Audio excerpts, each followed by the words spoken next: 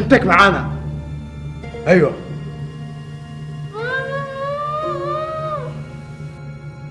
الان تخلي الشحنه تمشي ولا انت عارف ايش بنسوي؟ ايش؟ ايش قلت؟ ايش؟ اذا انت اللي جنيت على بنتك.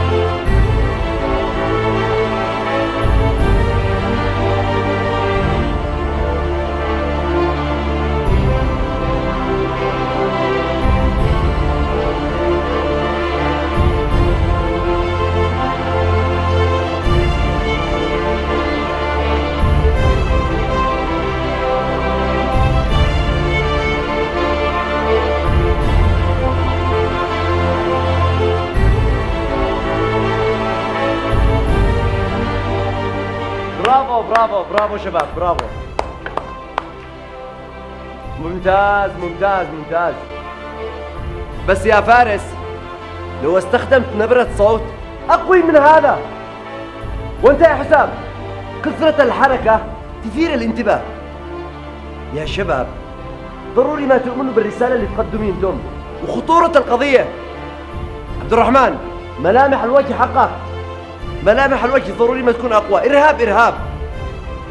يلا شباب، الآن نعيد المشهد من جديد. تمام؟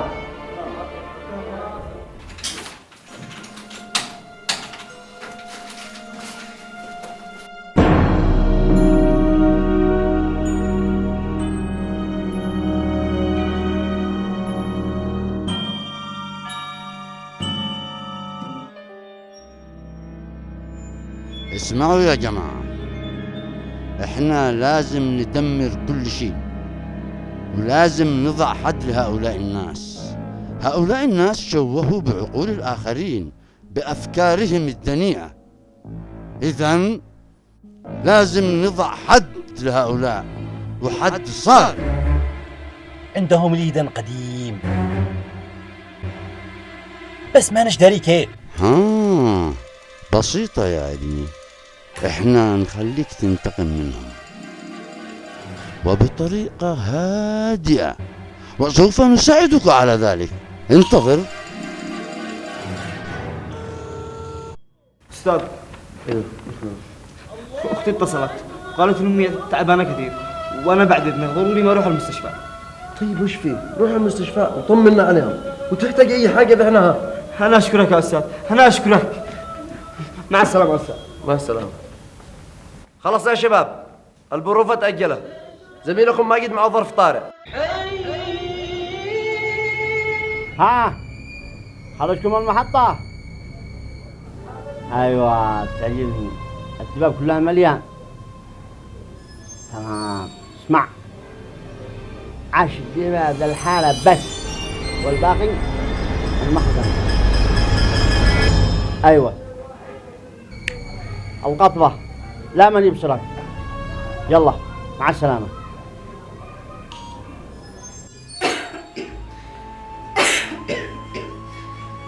ولدي ماجد، وينك يا ابني لهذا الحين؟ انت داري ان انا بحاجتك جنبي. أنا جنبك يمه، كان في معانا بروفات بالمسرح وتأخرك شوية، أنا آسف. انت داري يا ابني ان ما مش معي احد، اني واختك كلمتها بعد ابوك الله يرحمه. حاضر يمه، حاضر. ها نبلع اقله مو هذا اشتي غاز ماذا؟ جاي كذا اخذت الناس تدور مني غاز. ها من ادور؟ هان 10 دباب، بين ما نقسمها؟ قال اسبوعا يا عاقل بعدك من الدباغ غاز تقارب بان. دحين خلاص سجل اسمك الدفعه الجايه ايه وانا ادي لك. ما بقول لك غير الولي نحطب به. احسب الناس كلهم يحسبوه.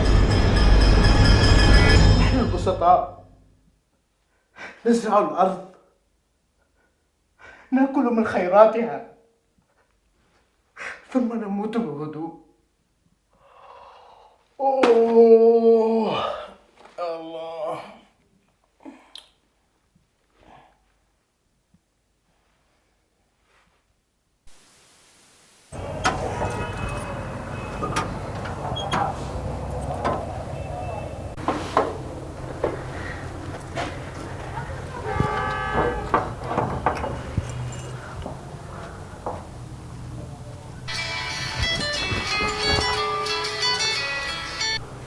ايوه فارس. يا عبد الرحمن، حفظت النص ولا لا؟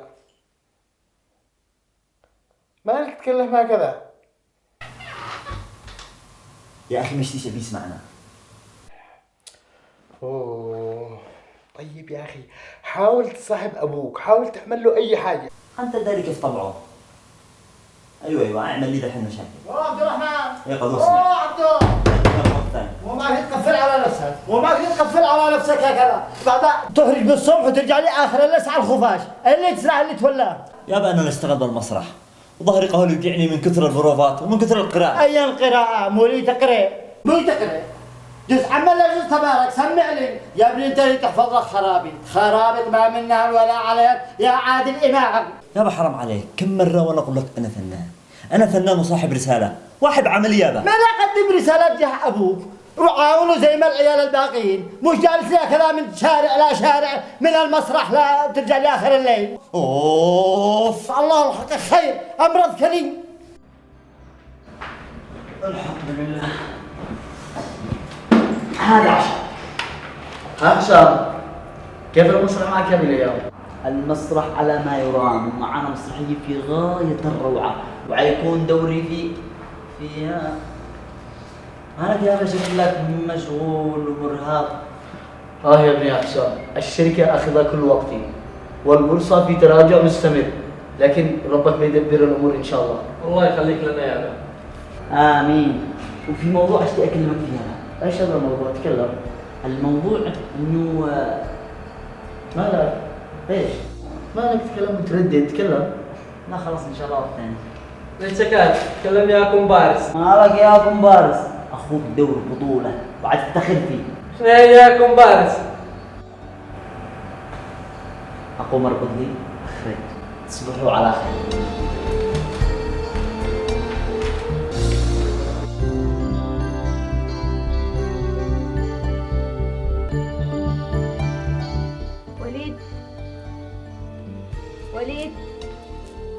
وليد يلا قوم.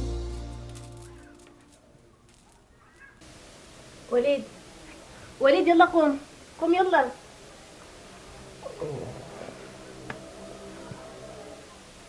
صباح الخير. صباح النور. وقت قوم صلح لي واحد بن.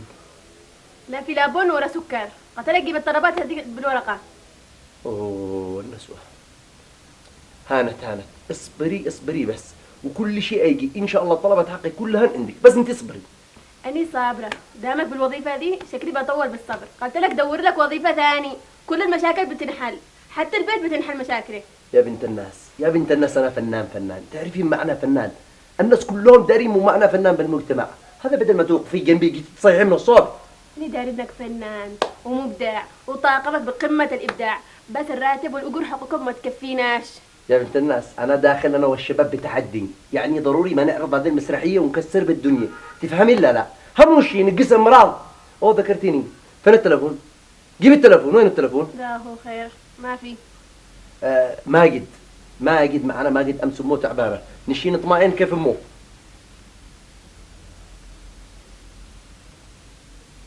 الو ماجد. الله علينا وعلى والدينا.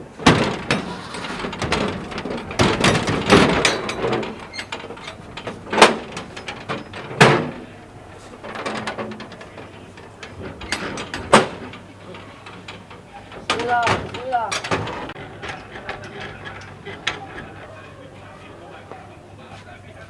اسمع، سكر الغالة طيروا مناش، هكذا ما مش خراج عداوة. أنا بقالي وانا ادي 10 يا عاقل. وانا ادي 20 بس بشرط يدي شهود ولكن بشرط يا عاقل الحاره مليان شهود كلهم شهدوا عليه. ادوا العدال بعد احنا نهدر. كلام بعدك يا عاقل بسرعه.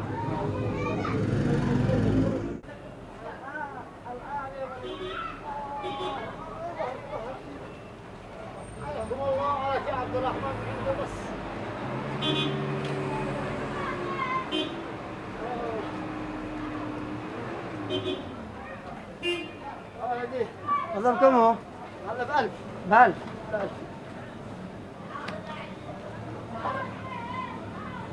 الله معك الله معك يا ولد. يا ابو عبد الرحمن يا ابو عبد الرحمن ما معي الا الاسم.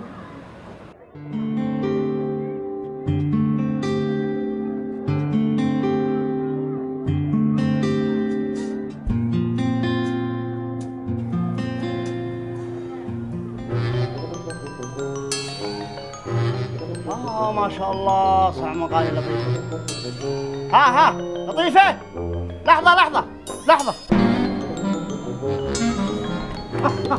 لطيفة هاي إلين ملينا المستشفى. سلامة مو هو. اسعفنا امس امي بالعشي للمستشفى. الله المستعان كيف تسعفوا مش وانا موجود وانا عقل الحالة ابو الزبد السيارة الديب ياسف على اي حاجة. سلام يا عاقل ما تقصر. انا والسيارة والبيس كله لكم. سلام يا عاقل ما تقصر.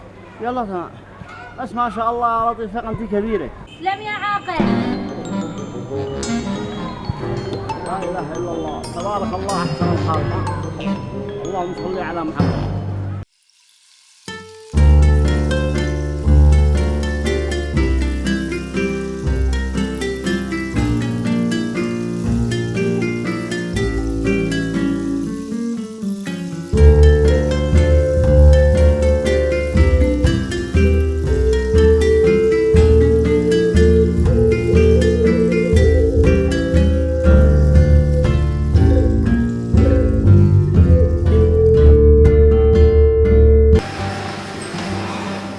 السلام عليكم. هلا طيبة جبت المبلغ؟ ايوه دك كل الذي كان بالبيت، زدت دك الخاتم الذهب اللي ادوه لي ابي الله يرحمه، نرهنه ولا نبيعه؟ المهم طيب. انه تتعالج. ادخلي اجلسي عندي، انا طول الليل ما رقدت، انا اتروح. تمام. ها ايش؟ ادي 500 على المواصلات. حرام عليك، احنا نحتاج الريال للعمليه حق امي، ما انت تشتغل 500 حق مواصلات. خلاص طيب ادخلي اجلسي عندها، مع السلامة. مع السلامة.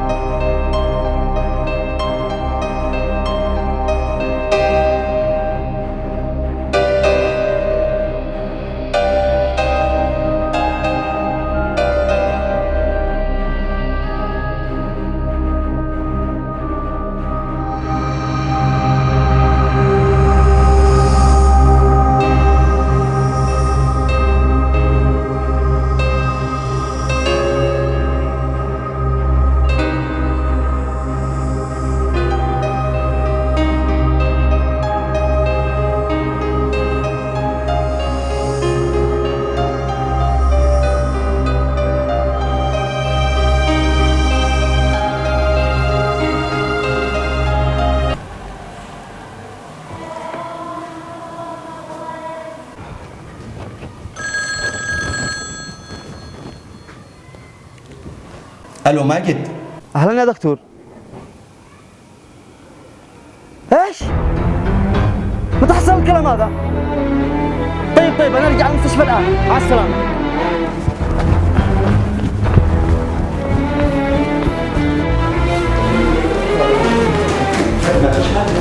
الحمد لله. خير يا دكتور، ما حصل لها شيء. خير يا ماجد اطمن، بس اختك لطيفة تعرضت للسرقة، ولحقنا السارق بس ما قدرنا نتعرف على ملامحه. خير ايش اللي حصل؟ الان تروح ضروري تبلغ الشرطه وتعمل بلاغ الان. تعرضنا يا عقل لسرقه ما عند الله وعندك. سرقه؟ ايوه سهل. اهم شو امك بخير؟ الحمد لله. اللهم لك الحمد. ولطيفه؟ سروق الشنطه حقه. مالك من الشنطه؟ انا ادي كرتون، ادي درزن شنط، ادي حاويه، اهم شيء انه بخير. ايوه بخير. اللهم لك الحمد. خلص انت اطلع للحين لطالع اطمن على امك واختك وانا ولي القسم ابلغهم وافعل اللازم. تسلم يا عقل تسلم والله ما تقصر، لكن مو معقولنا. يا ابني صدمك لي واحد دحين ذوق مكسر بقسم العظام، الله اعلم كيف حالته، انت روح لك وانا ولي القسم ابلغ واقوم باللازم. يلا تمام. يلا مع السلامه. مع السلامه.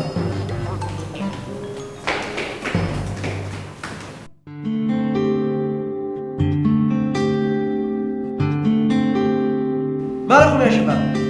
ايش هذا الاعمال؟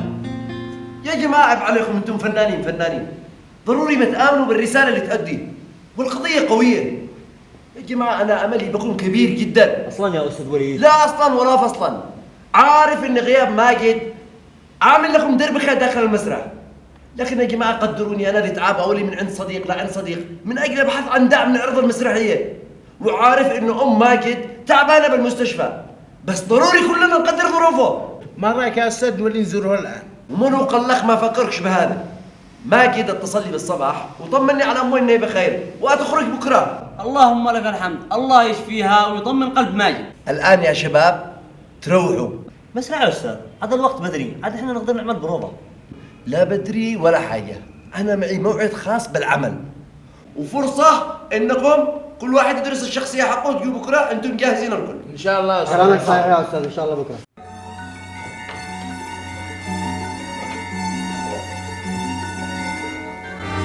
طمني يا اخ لطيفه، ان شاء الله ذهبك وفلوسك ما يرجعوا لك، بس انت لو تساعديها.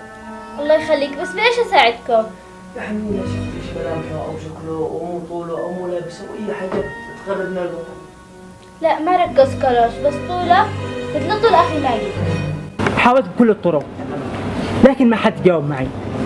رحت لكل مكان مرة ومرتين وثلاثة وأربعة يا أستاذ وليد، لكن كل الآمال توقفت.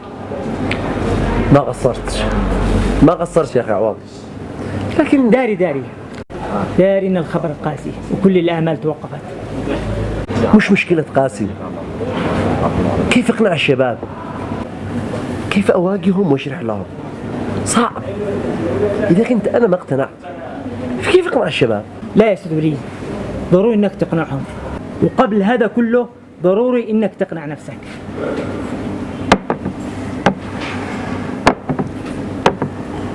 طبعا انا كنت ادي عملي كما هي العاده، وفجاه سمعت صوت صراخ.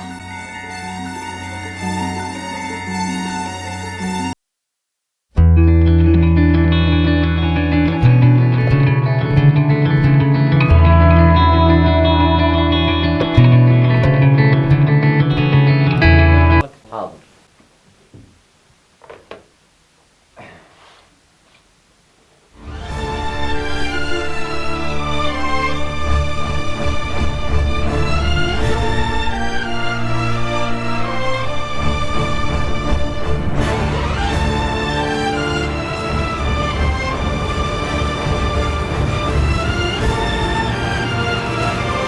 السلام عليكم يا استاذ. وعليكم السلام. خير يا استاذ وليد، ليش جمعتنا؟ خير ان شاء الله. جمعتكم من اجل ابلغكم انه لحد الان ما حصلناش داعم للعمل. كيف يا استاذ؟ وجهودها والبروفات. طيب ايش الحل يا استاذ وليد؟ يعني كل تعب لا يضيع. ما فيش حل. نواصل بروفات من اجل نعرض الرساله حقنا. رسالتنا قويه ولما يفرق ارحم الراحل. بس هذا حرام يا استاذ وليد. يعني ما فيش حل غير هذا الكلام.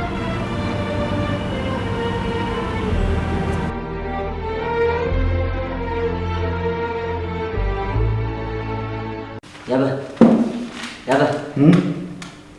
ممكن اكلمك الان بالطلب؟ يا الله احنا والطلب هذا، ها يلا تكلم واحنا قفلنا الحسابات. طلب صغير جدا. وايش هذا الطلب الصغير جدا؟ بخصوص المسرحيه التي كلمتك، مسرحيه روعه جدا، واحنا الان نبحث عن داعمين ونحتاج دعم. بس بس ايش؟ تكلم. بس خايفي من اصحابك ومحرج منهم ليقولوا حسام بن كريم بخيل، صح؟ نحن متأمنين بك وما نشيش ننصدم أو يلتغي العرض. اسمع يا حسام، أنا عمري ما وقفت ضد رغباتك ولا عمري اخترت لك طريق، لكن مستحيل إن أنا أخرج ولو فلس واحد على مثل هذا العمل التافه، العمل المسرحي الذي تقوم به، وانتهى الكلام. مفهوم؟ شكرا يا أخي. بس لا تفتحليش الموضوع نهائيا. بس عمره مسرح ما كان شي تافه.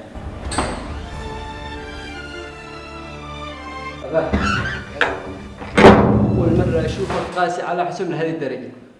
عبد الله يا ابني، أنا الشيء يعتمد على نفسه. يابا ما دام الشركة خيراتها كثير والحمد لله، ادعمهم. هذا كله مجهودي وهو جالس آكل شارب ومعه مسرح. بس يابا أول مرة أشوفك يا حسام منكسر لهذه الدرجة. حاضر يا عبد الله، أنا بدعمهم هذه المرة وبشوف لوين بتوديهم هذه المسرحية.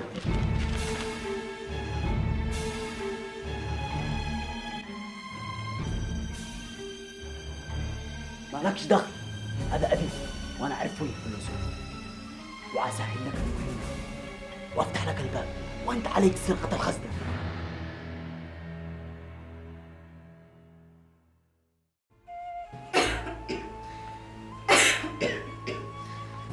خير يا دكتور، ايش اللي حصل؟ طمني.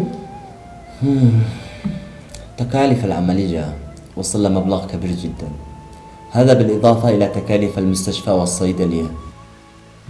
طيب يا دكتور، احنا هنسدد ولا يهمك. لحسن حظكم يا ماجد إنه يوم وقوع حادثة السرقة أنا كنت موجود، وهذا اللي خلاني أقنع المدير إنه يصبر عليكم شوية. بس الآن ما أقدرش. أمامك إما إنك تبحث عن فلوس وتسدد، أو تشوف حاجة وتطرح مقابل التكاليف، أو إنك تنقل أمك مستشفى آخر. بس يا دكتور أنت عارف إن أنا عارف، بس هذه أوامر المدير يا ماجد، وأنا بصراحة قد تعاطفت معاكم كثير يا ماجد.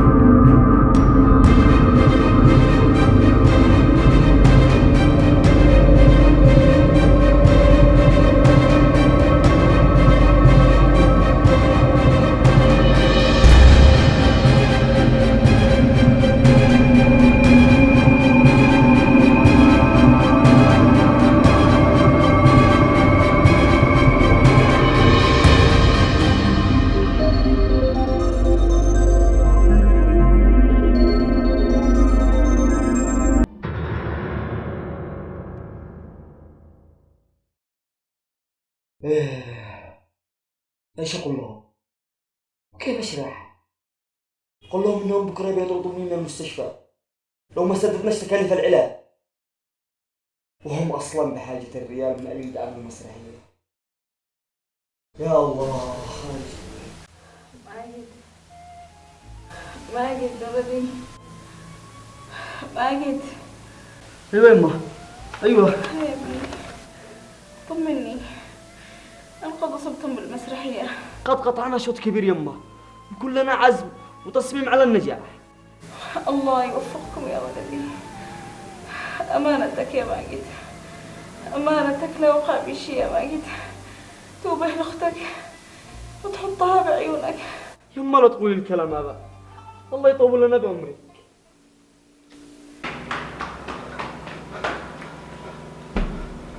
هذه هي ام لطيفه. حفصه من؟ بنت عبد الرحمن. اخي عبد الحميد من؟ يا اخي ام ماجد. ام ماجد. ايوه. ام ماجد في الغرفه 13 الدور الخامس. 13 الدور الخامس.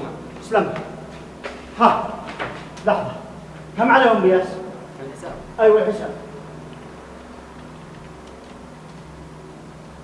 اخي قد عليهم كثير. ما عليك انت، كم عليهم؟ 120.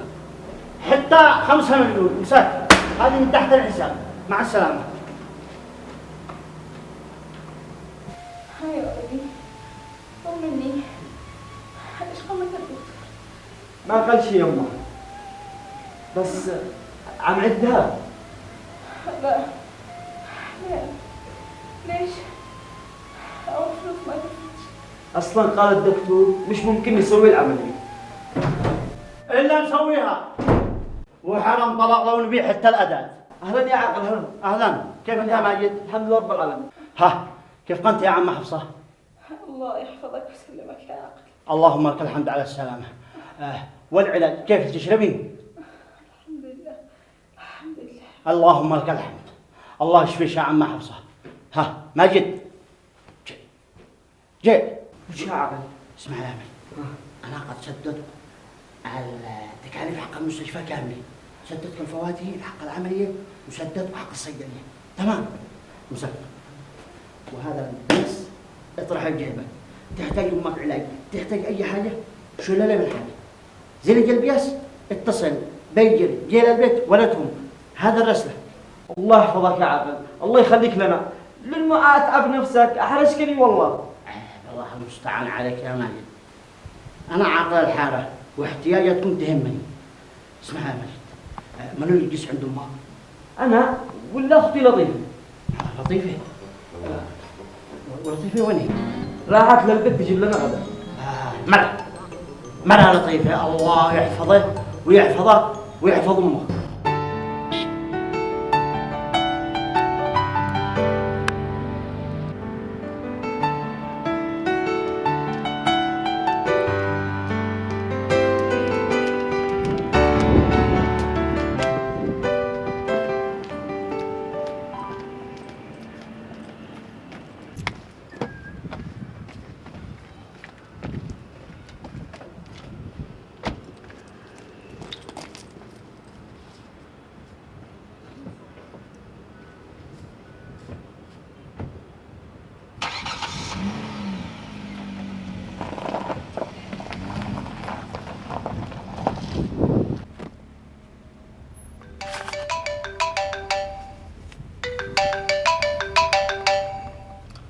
ايوه الو. ها ايش؟ الشرطة؟ ما خليك تجيبهم يا غبي، ليش ما تكلمنيش قبل ما تجيب الشرطة؟ طيب لا تخليهم شي يرفعوا البصمات من على الخزنة، مفهوم؟ ايوه انا جاي الحين. كم منه المبلغ؟ مش معقول 2 مليون اللي بالخزنة كله. طيب ولا تخلي واحد يتحرك، انا جاي الحين. تمام اخي انا حر، قفل.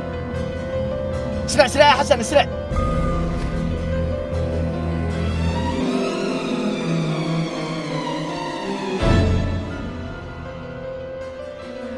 ليش رفضت ناخذ البصمات فوق الخزنه يا كريم؟ اصلا انا رافض تواجدكم اساسا. هذه هي مسؤوليتنا. اعتبر ان انا سحبت البلاغات كلها. تمام. ليش يا اسكت انتهينا.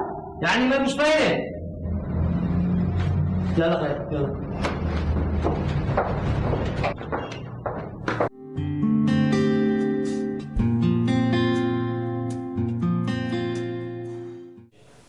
شرف الخبر شرف، اهلا وسهلا اهلا وسهلا.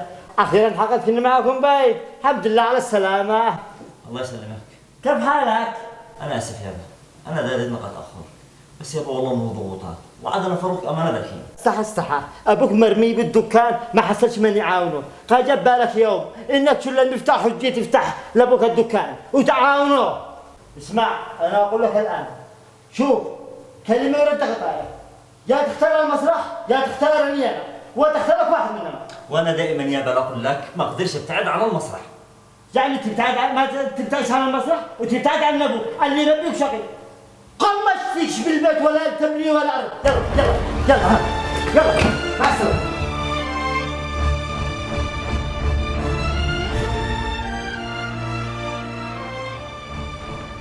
خير يابا، قال عبد الله اخي انك تشتاني.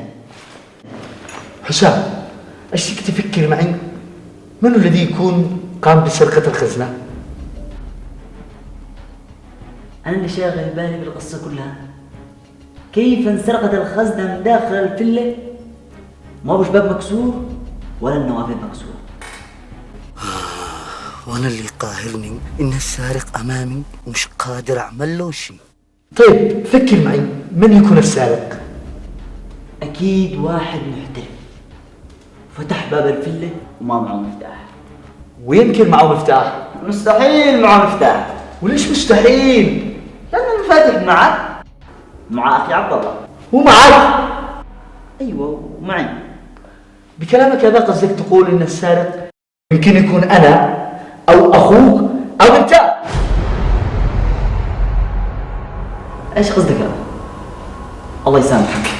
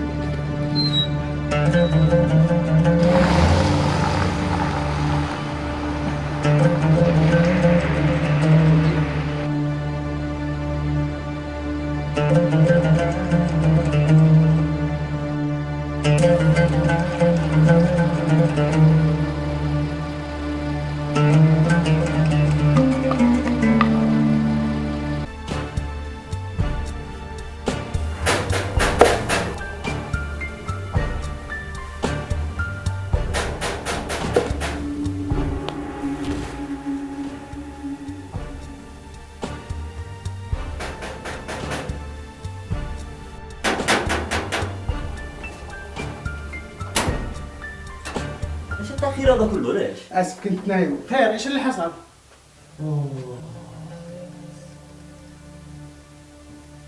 يا عاقل لا اقول لك ولد عاصي، عاصي لا رضي ينفعني مهرب الدكان ولا رضي ينفعني مهرب البيت.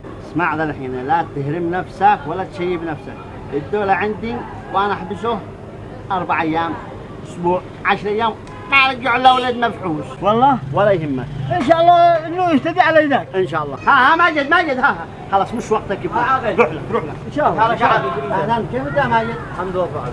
ها كيف قدم الله؟ الحمد لله تمام، والله يخليك لنا عاد. اللهم لك الحمد، الله يشفيك. طيب دحين وين رايح؟ تروح ابدل وارجع المسرح. طيب قبل ما ترجع المسرح مو معي موضوع اشتي اكلمك به. خير يا عقل تفضل.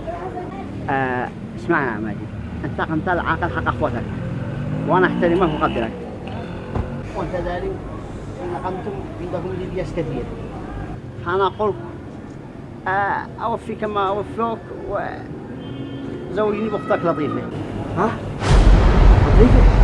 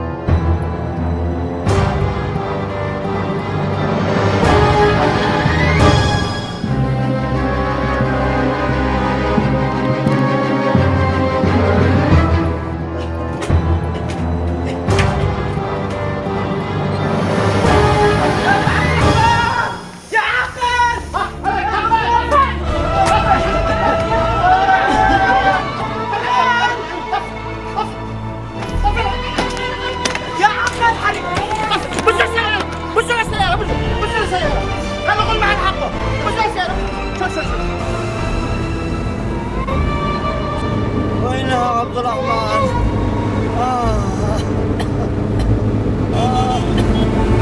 عبد الرحمن سارة ولا يهمك، لحظات يا ابو عبد. هذا نتصل بابنك الحين الان. لا تقلق شعبان.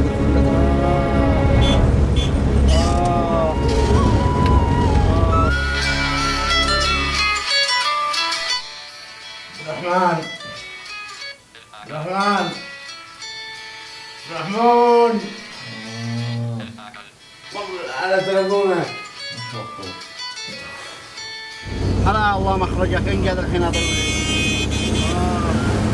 الو يا عاقل. وين عبد الرحمن؟ باقي قيمه هات. كلم العاقل يشتك ضروري. كلم العاقل. وش العاقل دحين؟ ادري. ايوه عاقل. ها عبد الرحمن يا اخي عيب عليك عيب. ابوك حرق بداخل المحل والبقاله حرقه. كيف؟ متى حصل هذا؟ خير سلامة يعني حروق قليل هكذا. دحين وين هو؟ احنا قبل الزينة الحين اسعفنا. ايوه تلحقنا المستشفى هذا الحين. انا جاي الحين يا عقل. انا جاي الحين. خير شو اللي حصل؟ اديكم حلقه بالحرق. حرق؟ منو حرق؟ منو اللي حرقه؟ والله ما انا داري منو حرق، والله ما انا داري. والله معك. اسمع. طيب اجي بعدك. لو كنت طالع تعال.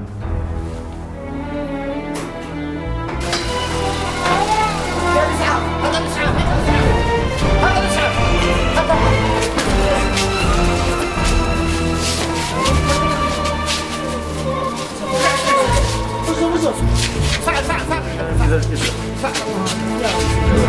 شو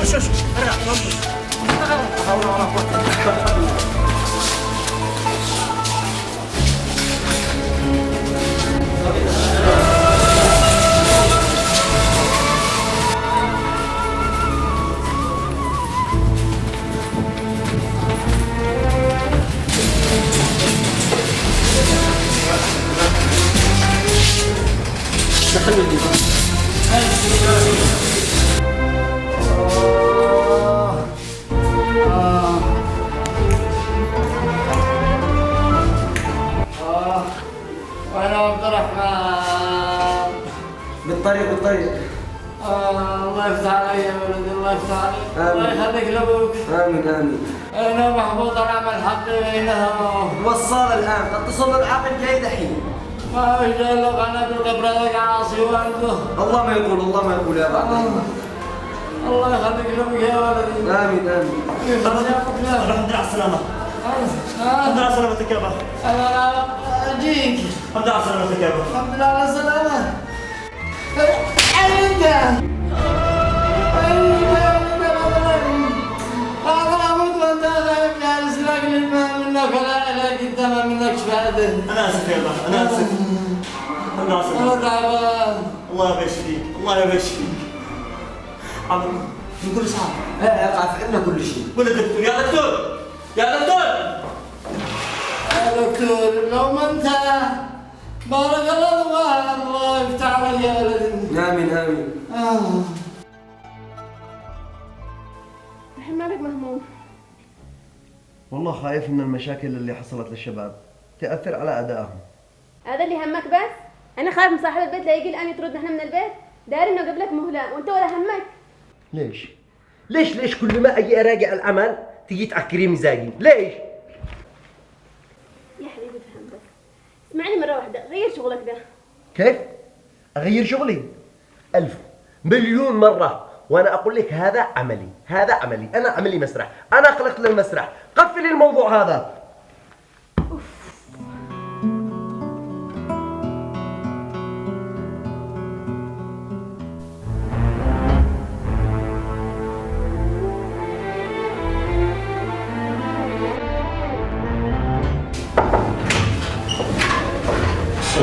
السلام ورحمة الله، كيف حالك؟ الحمد لله. أنت أول من كنت تؤيد لحظة حدوث الحريق؟ أنا كنت أول واحد وصلني للدكان. وإيش اللي شاهدكم؟ أنا شفت الحريق وكنت أنقذ أبو عبد الرحمن. أنت ومن؟ أنا والعاقل وثلاثة شباب من الحارة. 3 شباب من الحالة. طيب قبل حدوث الحريق ما لاحظت أي حاجة غريبة؟ ما لاحظت شيء، أنا كنت أصلا بالصدق. قم بالسلامة يا عبد الرحمن. يلا في أمان الله. في أمان الله. تقوم بالسلامة يا عبد الرحمن إن شاء الله.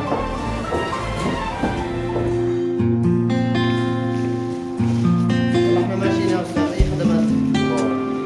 والله قاصر مع نفسك.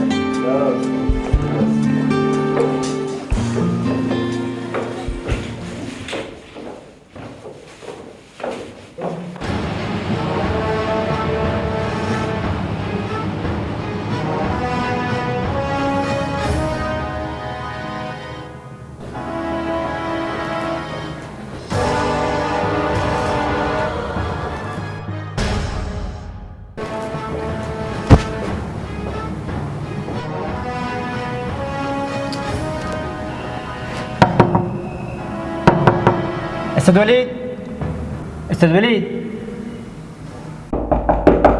أستاذ وليد. من؟ أنا عوض صديق الأستاذ وليد. وينه؟ ليش تليفونه مغلق؟ خرج من الصباح، يمكن بالمسرح. يلا تمام يا أختي، أنا بروح له للمسرح. مع السلامة. يلا تمام.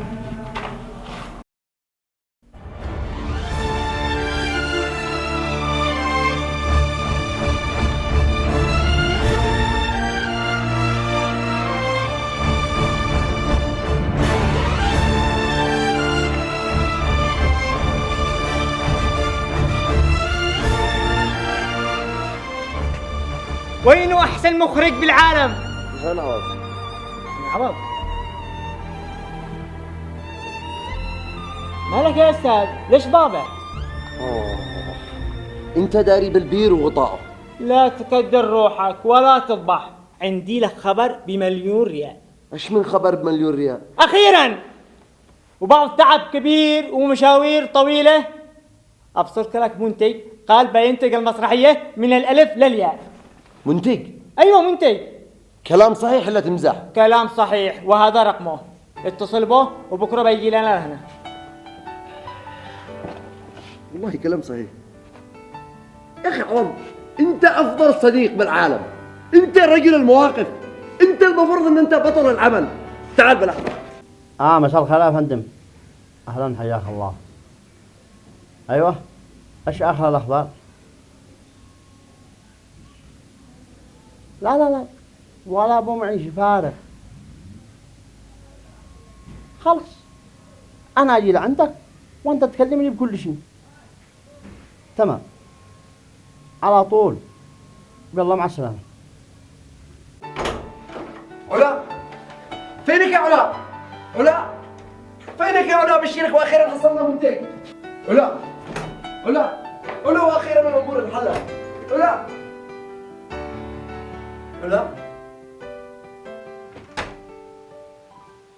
وين راحت هذه؟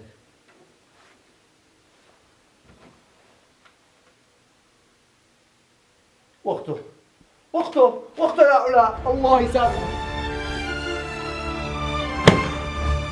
طيب ردي عليه. ما بقرش على خاين، مستحيل. مستحيل يا اختي، مستحيل ولد يسوي كذا ويخوني.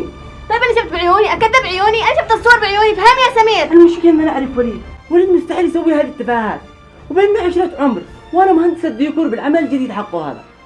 انا متوقع اي حاجة. طيب ايش تسوي يا اختي؟ انا مش داري، هو قد اتصل كثير والان بس رسالة بيجي بنشوف. طيب بنشوف. يا فارس وقعت حادثة سرقة عندنا في البيت. ايش؟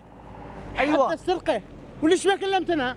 الحادثة وقعت فجأة وبسرعة. طيب حصل خير. لا، المشكلة ان ابي يشك ان لي علاقة بالموضوع، مش بعيد يشك ان انا السارق. لا مستحيل ابوك يشك بهذه الاوهام، ابعد هذه الاوهام من راسك. انت انسان محترم وانسان نزيه، مستحيل اي واحد يظن بك سوء. ان شاء الله يا فارس. بس قل لي يا سمير، انت عارف ان انا من يوم ما تزوجت اختك وهي بالنسبه لي كل شيء، مستحيل اخونك. انا عارف يا استاذ، قد كلمتها بهذا الكلام. طيب انا كلمكم هذا الكلام. صديقك عوض.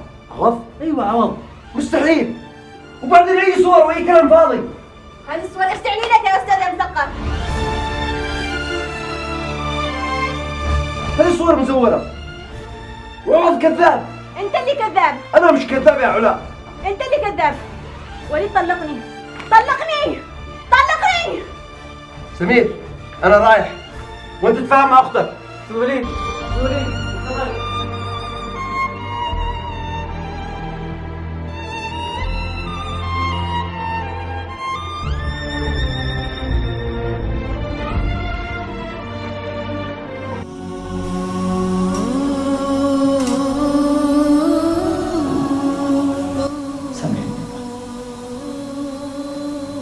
أنا مقصر معك، بس بابا والله المسرحية هذه حاملة رسالة كبيرة للمجتمع. أنا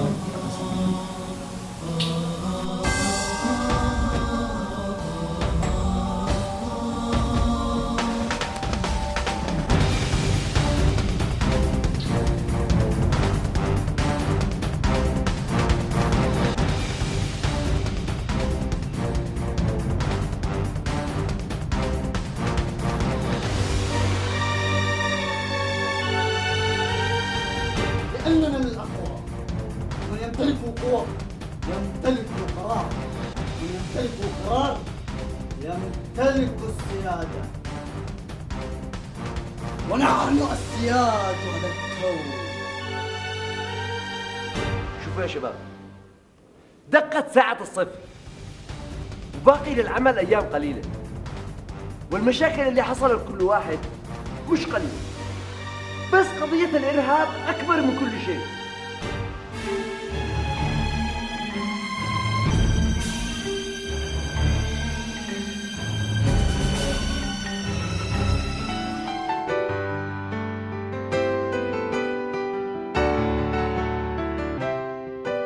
يا سمير سمير، هالدغدغش ما ابوش حد بالبيت. ليش وين راحوا؟ راح يسعف اخته المستشفى. ايش اللي حصل؟ اخته مريضة جدا. كيف؟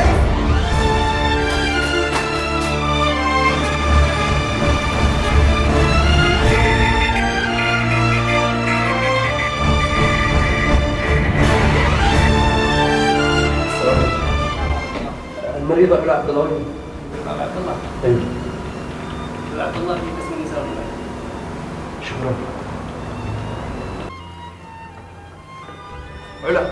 علا الحمد لله على السلامة. ايوه. انا جنبك لا تخاف. والله ان الصور اللي جاءت كلها مزيفة. البنت هذه كانت بالمسرح. والله ما لمستك. وبعدين هذا الشغل فوتوشوب. وسمير ابوك داري بكل شيء. تكلمني سمير بكل حاجة. سامحني والله ما كان قصدي بس. لا قصدك ولا حاجة. انت مسامحة. اللي بموقفك يعمل اكثر من هذا. الله يحفظك.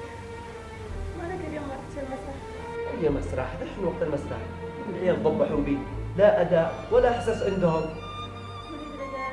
مريض رجان واصل اتراجع. باخذك خطوة واحدة بس. ان شاء الله اواصل. انت قومي لنا بالسلامة بس. وين سمير؟ سمير راح يجيب العلاج بعيادة. دكتور خير، ايش اللي حصل؟ خير ان شاء الله خير، طمني.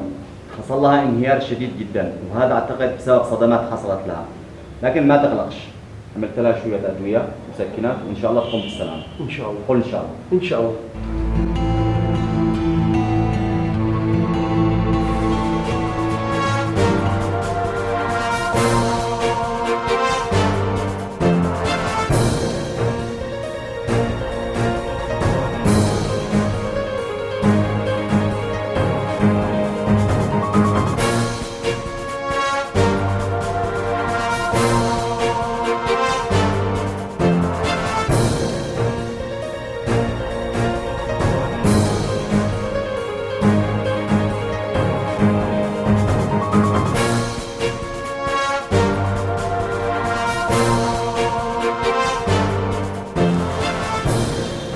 عافنت بمقدار وخرج واصل تحقيق بالقضية. أنا تعبان وسهر لي 3 أيام ضروري. شكرا.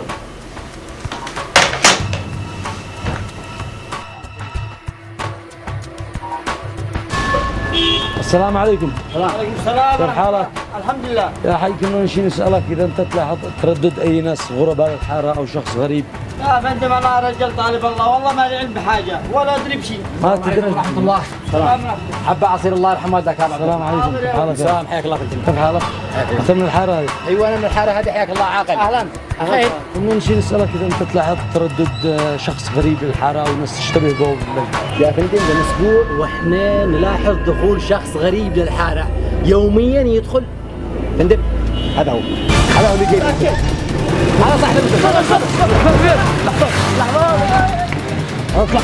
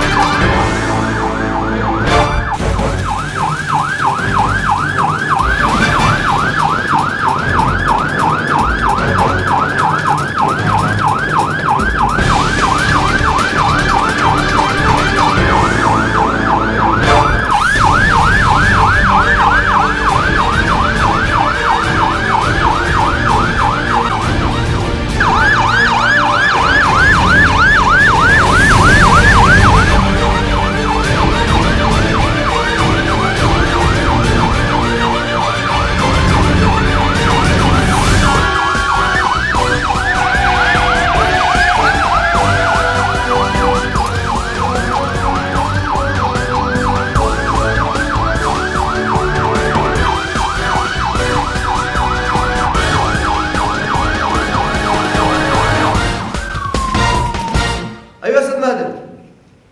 كيف؟ لا الشباب جاهزين واحنا جاهزين. ايوه نعرف وقت المحدد. تمام. شباب تعالوا يا شباب. شوفوا هذه يا جماعه فرصتنا للظهور وضروري ما نكسر الدنيا. جاهزين؟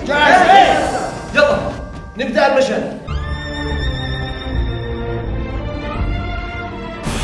ايش هذا؟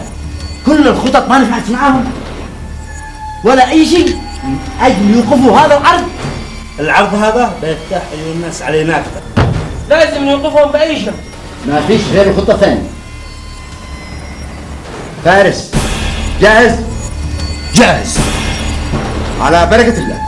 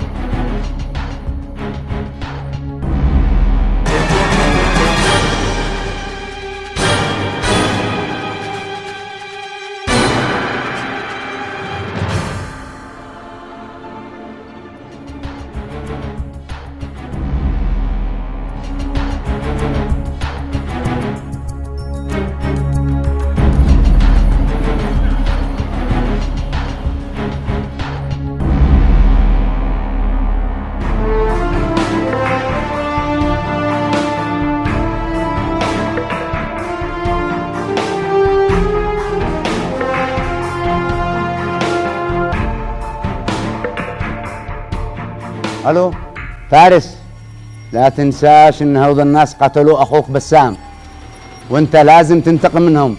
لازم تثأر لدم اخوك، لا تخلي دم اخوك يضيع هدر، لازم تنتقم. صبري باقي 10 دقائق والناس بدهم يدخلوا، كيف نتصرف؟ معمل كيف معمل يا صبري؟ لفوك المدينة كاملة، سيرت على أصدقائه، صرخنا داخل الغرفة حبوا يدوروا وكلهم قالوا لي نفس الكلام، مين أمثل ليه؟ مالوش أي. والحل الجمهور منتظر، يعني بعد كل الصعوبات والمعاناة من أجل المسرح تلاشى أحلامنا ويتوقف العرض؟ لا ما يتوقف. طيب فارس وين هو؟ فارس أنا أدخل بدل فارس. استعدوا سريع. فارس جاهز التنفيذ؟ ايوه انا خلف صالة العرض مباشرة. ايوه المسافة المتفق عليها. ايوه موجود معي الان، يعني ما نتأخر لما يكون الجمهور مليان. فارس لا تتردد، لا تخلي دم اخوك يضيع هدر، لازم تنتقم. طيب ولا يهمك، انا لا اله الا الله واشهد ان محمدا رسول الله. فارس وينك يا اخي؟ حرام عليك. العرض انت الان. الان هي الجرة. سريع.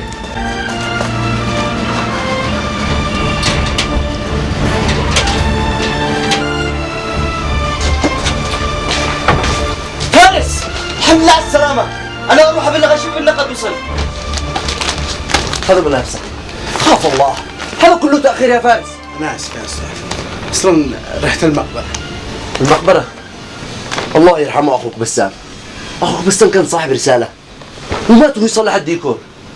الحادث حقه كان مؤلم جدا. حادث؟ أيوه حادث. يعني موت أخي كان حادث؟ أيوه حادث. أنا أرجع أقص لك كل حاجة. استعد استعد، أنا أرجع أشرح لك كل حاجة بعد العمل. حادث؟ يعني ما كان موته مخطط له. يلا يا شباب استعدوا جاهزوا.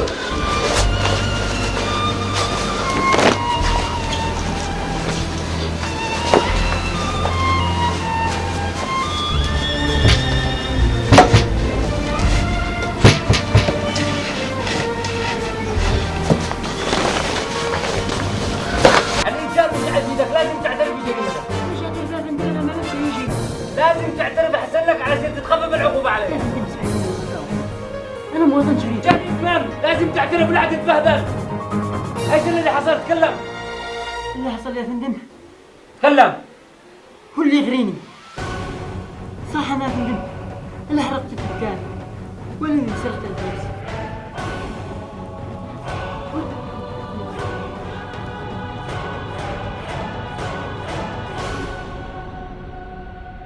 يعني هو المصائب كلها، يعني هو العقل المدبر لكل شيء. ايوه يا فندم. هو الذي ورا الجرائم كلها. ايوه يا فندم. متاكد من كلامك؟ ايوه.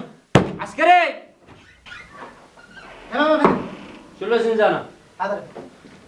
اهلا اهلا اهلا، نور القسم، نور الدنيا. وين انت؟ الدنيا اقتربت، طالع نازل والحاله حقكم محبوسين كلهم بذنبك انت وانت هنا. اهلا اهلا اهلا.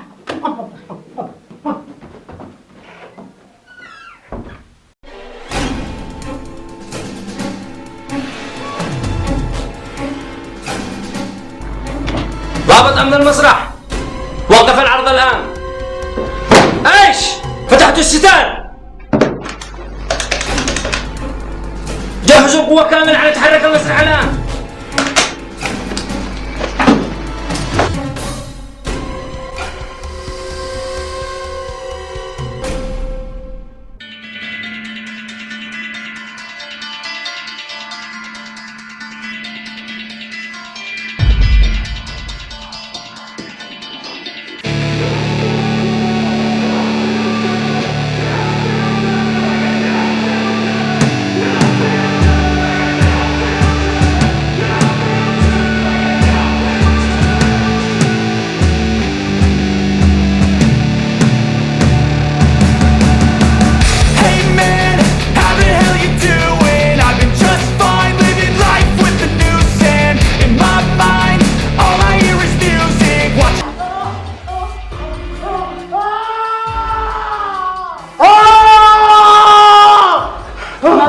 ما بك؟ ما الذي حصل؟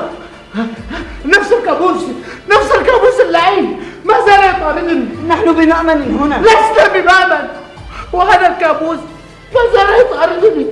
أنت هنا وابنتك هنا، إذا فنحن بخير. لسنا بخير، أجل لسنا بخير، والبجارة في كل مكان. وإلى أين نحن؟ واحد الرأس تدق نواقصها في كل مكان، أشباح الموت خلف كل باب، البيوت صارت مقابر لساكنيها، وماذا نصنع؟ لا أعلم.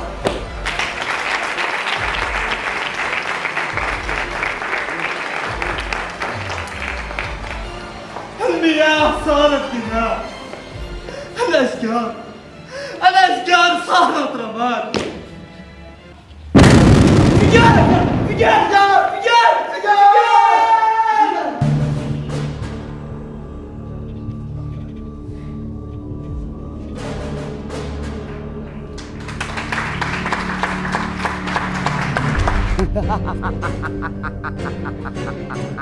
كيف؟ مستحيل. مالكش دخل. هذا أبي وأنا عارف وين فلوسه، وعسهل لك المهمة وافتح لك الباب، وأنت عليك سرقة الخزانة. هذا أطفال أبرياء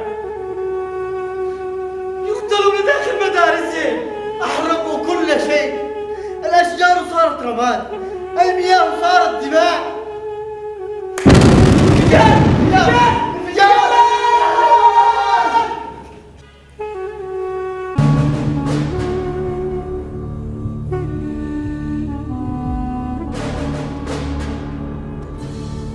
تتسيدون على الضعفاء، تأكلون لحوم الموتى، وقريبا سوف تموتون. لماذا كل هذا؟ نحن البسطاء نزرع الأرض، نأكل من خيراتها، ثم نموت بهدوء. يا الله يا الله يا الله يا الله، الخوف لا إله إلا الله.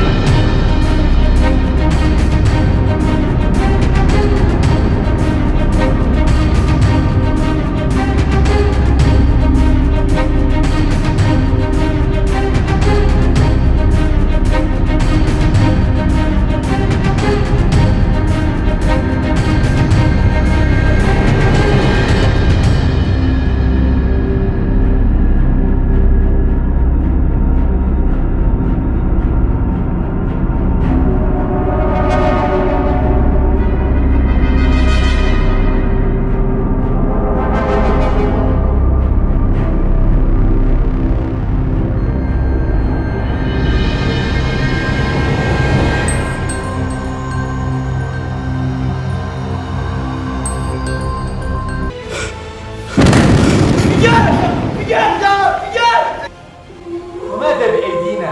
بأيدينا أن نجمع كل الشرفاء. أيها الشرفاء، أيها الشرفاء، هيا فلنقف صفا واحدا ونصرخ بصوت واحد: لا إله.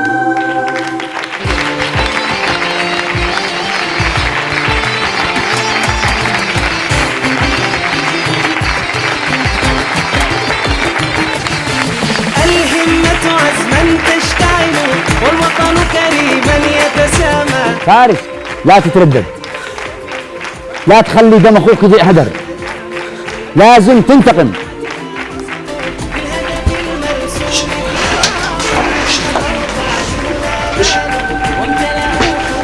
تدور على هذا.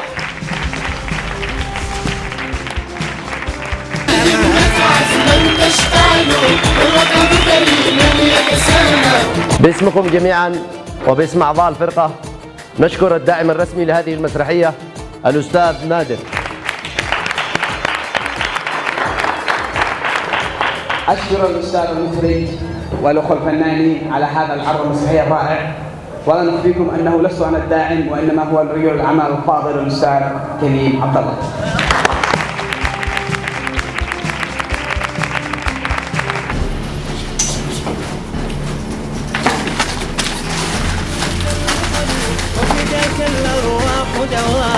فدع الأعداء وما حملوا فما عدو العدة يا هزاما وبكل مؤامرة فشلوا وحمى الله اليمن ختاما والشعب اليمني البطل عملاق يفني الأقزام عملاق يفني الأقزام الهمة عزما تشتعل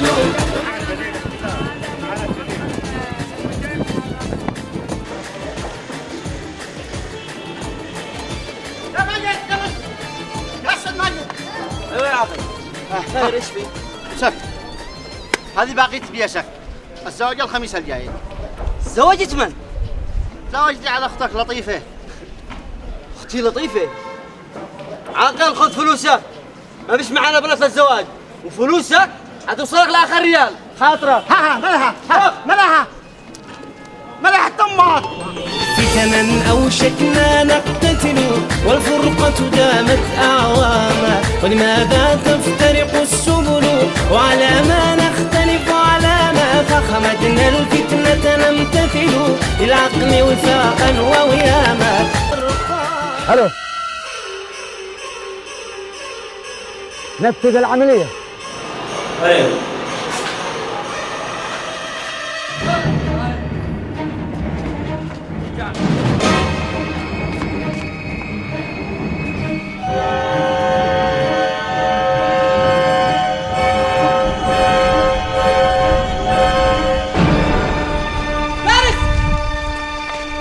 فارس خير ايش الموضوع؟ الموضوع ان هذا خائن.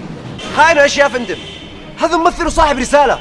ممثل صاحب رسالة.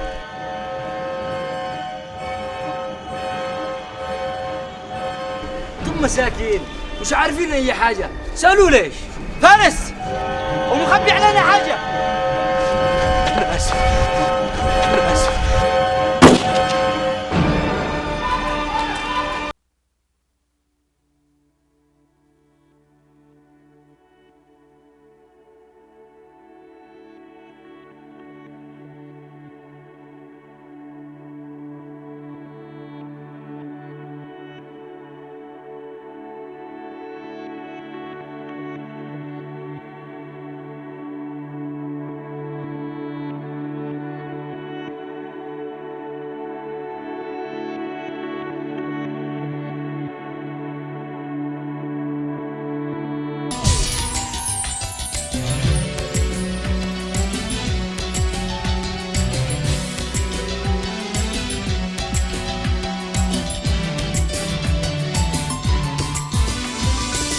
لأنك فينا زرعت اليقين عشقناك يا من الخالقين لأنك فينا زرعت الوفاء فيا أرض أجدادنا الفاتحين لأنك فينا زرعت اليقين عشقناك يا من الخالقين لأنك فينا زرعت الوفاء. وين أحسن مخرج في العالم حبيب الروح والقلب. لا والله كنت جائز الله يسلمك والله اني ما كنت جائز اخي كريم.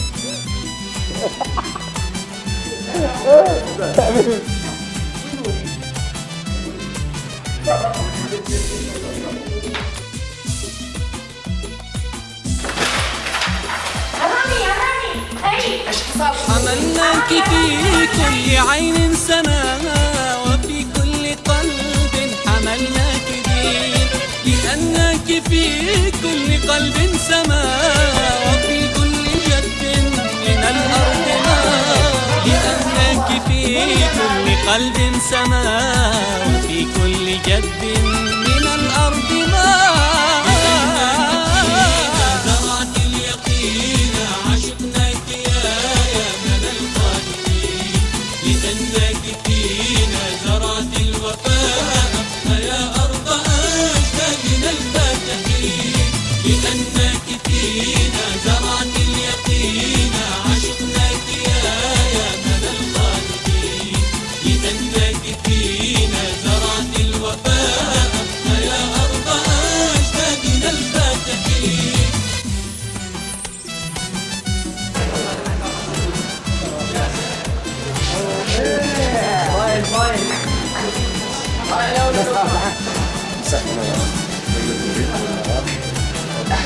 مؤذي.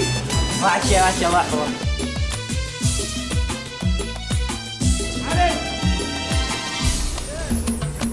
نذرنا لعشقك من الدماء لأنك ملك لنا أجمعين، لأننا نحبك يا أمنا ونحياك حبا كما تشتهين، لأننا نحبك يا أمنا ونحياك حبا كما تشتهين. وبعدين ينصور وين ايش نقول؟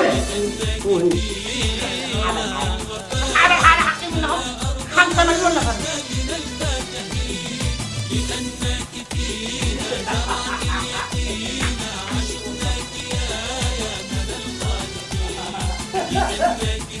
ايش معنى يا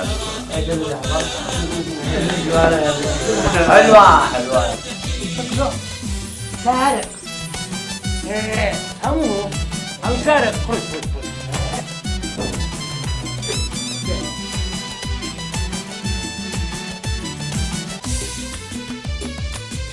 أول مرة أشوفك منكسر على خشبة.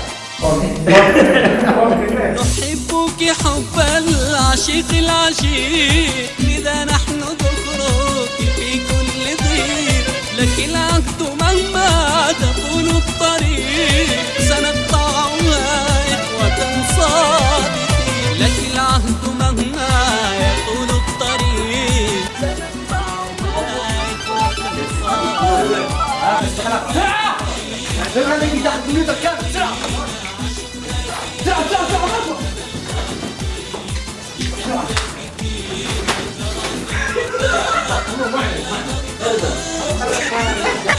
سألوا ليه؟ فارس هو مخبي علينا حاجة. طب بس خليك معنا.